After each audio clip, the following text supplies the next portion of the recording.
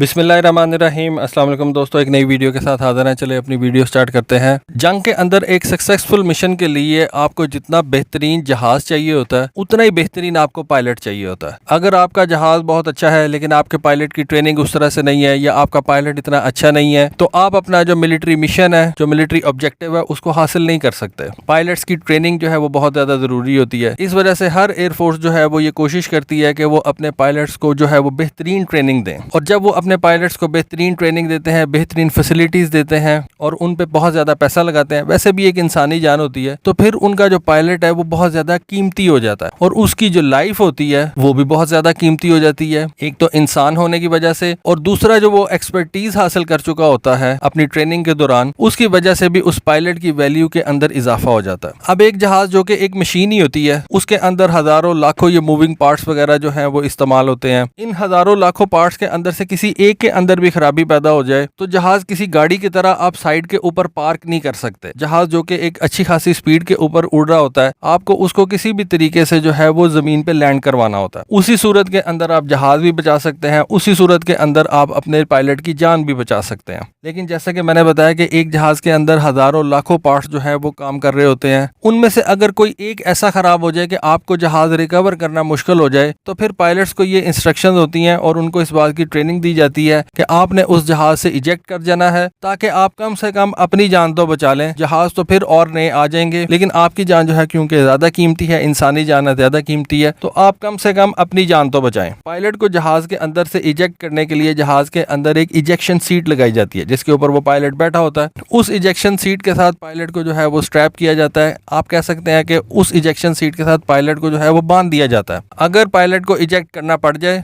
तो पायलट उस सीट समेत जो है वो जहाज से बाहर निकल जाता है। अब पिछले दिनों एक खबर आई कि अमेरिका ने अपने बहुत से F-35 जहाज जो है उनको ग्राउंड कर दिया। अब F-35 जो है एक बड़ा महंगा जहाज है। इसको ग्राउंड करने का मतलब है कि आपने अपने बेस्ट जहाज को जो है वो ग्राउंड कर दिया। एक इतने ज्यादा महंगे जहाज को आपने ग्राउंड कर दिया, और बवक्ते जरूरत आपको इतना ज्यादा महंगा जहाज अवेलेबल ही ना हो तो ऐसे महंगे जहाज को बनाने का फायदा ही क्या है। लेकिन बात क्या निकल के सामने आई कि अमेरिकन एयरफोर्स अपने इन F-35 जहाजों की मेंटेनेंस कर रही थी, तो उस मेंटेनेंस के दौरान जब इन जहाजों की इजेक्शन सीट को देखा गया, उनको टेस्ट किया गया, तो ये पता चला कि जो कार्ट्रिजेस इन इजेक्शन सीट को कॉकपिट से बाहर फेंकती हैं, उन कार्ट्रिजेस के अंदर जो बारूद होता है वो पूरी मिकदार में नहीं था। मतलब क्या है, मैं आपको समझाता हूँ। जब एक पायलट एक जहाज से निकलने का इरादा करता है, इजेक्ट करने का इरादा करता है, तो वो एक लीवर होता है, वो उसको खींचता है। मुख्तलिफ जहाजों पे ये इजेक्शन लीवर जो होता है ये डिफरेंट जगहों पे होता है। तो जब वो उस लीवर को खींचता है तो इजेक्शन सीट के नीचे कुछ कार्ट्रिजेस लगी होती हैं। अब कार्ट्रिज जो होती है वो एक गोली को भी आप कहते हैं। मतलब कि वो जो कार्ट्रिजेस होती हैं वो फटती हैं और उनका इफेक्ट ये होता है कि वो इजेक्शन सीट को कॉकपिट से बाहर धकेल देती हैं। पायलट ने अपने आप को उस इजेक्शन सीट के साथ स्ट्रैप किया होता है। इस वजह से पायलट और इजेक्शन सीट दोनों जो है वो कॉकपिट से बाहर चली जाती हैं, और बाहर जाने के बाद पायलट अपना पैराशूट जो है वो ओपन कर लेता है और वो आराम से अपनी जिंदगी बचा के तो जमीन पे आ जाता है। अब जब अमेरिकन एयरफोर्स की जो इंजीनियरिंग ब्रांच है वो इन F-35 की मेंटेनेंस कर रहे थे, और एयर फोर्सेज जो है वो रूटीन के मेंटेनेंस के दौरान इन इजेक्शन सीट के ऊपर भी जो है वो टेस्ट वगैरह करती रहती हैं, तो अमेरिकन एयरफोर्स को पता चला कि ये जो कार्ट्रिजेस यूज की गई हैं इन इजेक्शन सीट्स के लिए, उनके अंदर जो बारूद था वो उस मिकदार का ही नहीं था जो कि रिक्वायर होता है। मतलब कि अगर पायलट इजेक्ट करना चाहेगा तो वो जो कार्ट्रिजेस हैं वो इस काबिल नहीं है कि वो इजेक्शन सीट को पायलट समेत कॉकपिट से बाहर धकेल सके। इससे क्या होगा कि जहाज तो वैसे ही तबाह होने लगा, लेकिन पायलट की जान जो है वो भी उससे जाने का खतरा ज्यादा बढ़ जाएगा। तो इस वजह से अमेरिकन एयरफोर्स के जब हायर अप से उनको इस बात का पता चला तो उन्होंने अपने F-35 जो है उनको ग्राउंड कर दिया। लेकिन इन F-35 को ग्राउंड करने के वक्त उन्होंने ये नहीं बताया कि किन स्क्वाड्रंस को जो है वो ग्राउंड किया जा रहा है, क्योंकि फिर ये सिक्योरिटी के मामला आ जाते हैं। तो एनीवे अमेरिकन एयरफोर्स ने मार्टिन बेकर जो कि ये इजेक्शन सीट बनाती है उससे रब्ता किया।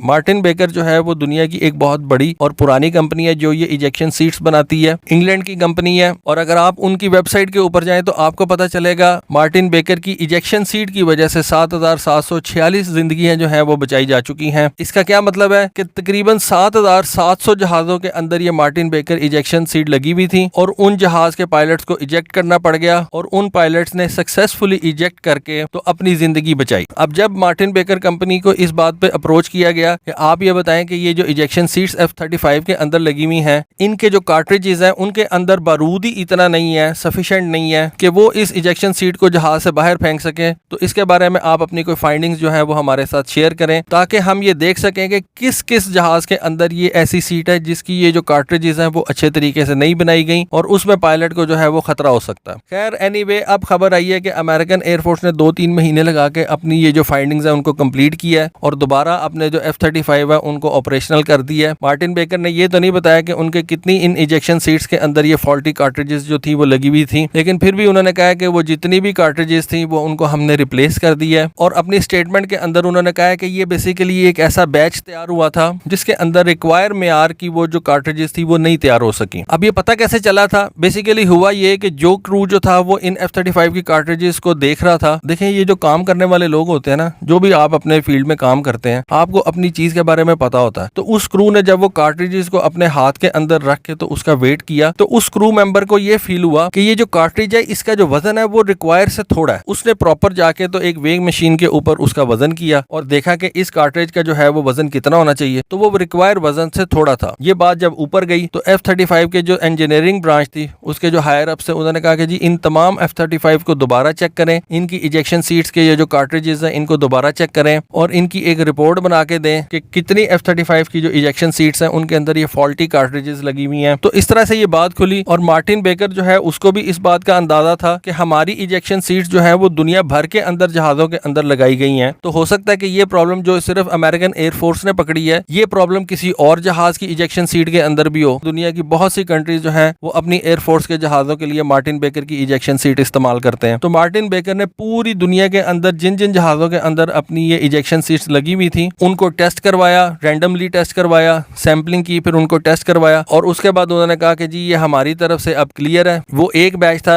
जिसके अंदर ये प्रॉब्लम आई थी, जिसकी वजह से उन्होंने फिर बाद में आपस में मामला जो है वो तय कर ली है। वो जो कार्ट्रिजेस थी उनके अंदर वो एक्सप्लोसिव चार्ज ही नहीं था लगा हुआ, इस वजह से उनका वजन कम था। इस वजह से वो जो क्रू था उसको पता चल गया कि जी इनका वजन ही कम है तो इसमें कोई चीज कम है। तो ये बात जो थी उन्होंने फिर मार्टिन बेकर के साथ शेयर की। मार्टिन बेकर ने अपनी सारी तहकीकात जो है उनको कंप्लीट किया। तो ये एक बहुत बड़ी बात है जो कि अब सामने आई है। अमेरिकन एयरफोर्स को तकरीबन 90 दिन का टाइम लगा अपने F-35 की इजेक्शन सीट्स को देखने का, उनको इवेल्युएट करने का, उनको टेस्ट करने का। मार्टिन बेकर की फाइंडिंग्स के बाद अमेरिकन एयरफोर्स और अमेरिकन नेवी ने अपने दूसरे जहाज भी चेक करवाए। तो इन जहाजों के अंदर कुछ F-18 जहाजों की जो सीट्स थी वो भी फॉल्टी थी। अमेरिकन नेवी के ये जो EA-18G Growler electronic attack planes हैं उनकी कुछ सीट्स जो है वो भी फॉल्टी थी। फिर उनके साथ साथ T-45 जहाजों की सीट जो थी वो भी फॉल्टी थी और कुछ F-5 टाइगर 2 ट्रेनर्स की जो सीट्स थी वो भी फॉल्टी थी। अब अमेरिकन एयरफोर्स का कहना है कि हमने इन तमाम जहाजों की जो सीट्स हैं उनको रिप्लेस कर दिया है या उनको ठीक कर दिया है और अब ये जो प्रॉब्लम है ये खत्म हो गई। तो दोस्तों ये एक इन्फॉर्मेशन मेरी नजरों के सामने से गुजरी थी, सोचा आपके साथ इस इन्फॉर्मेशन को शेयर करूं। होपफुली आपको आज की वीडियो, आज की इन्फॉर्मेशन पसंद आई होगी। कमेंट सेक्शन में अपनी राय से जरूर आगाह कीजिएगा। आज के लिए बस इतना ही। Thank you. Allah Hafiz.